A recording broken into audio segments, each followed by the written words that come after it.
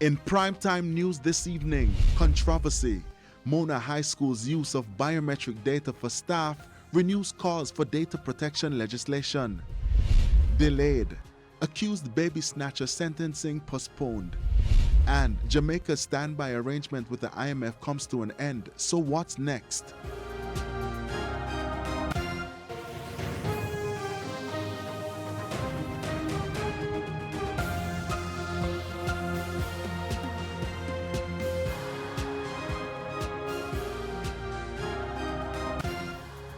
Good evening and welcome to Primetime News on air and online at onespotmedia.com. I'm Archibald Gordon. And I'm Janella Precious. Also this evening, the top business stories of the day. Andrea Chisholm has our preview. We have some good news for those in the lobster industry. The government has inked a deal with China for the export of frozen lobster. More on that in the business day. And from Andrew, we go to Jeremy and Brown. What's happening in sports?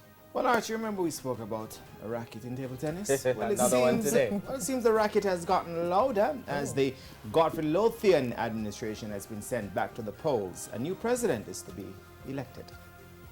Lobsters and rackets. There's also sports commentary, E-Prime, and weather in this newscast. But before the break, the feedback question. This evening we're asking, would you have a problem signing in with your fingerprint at work?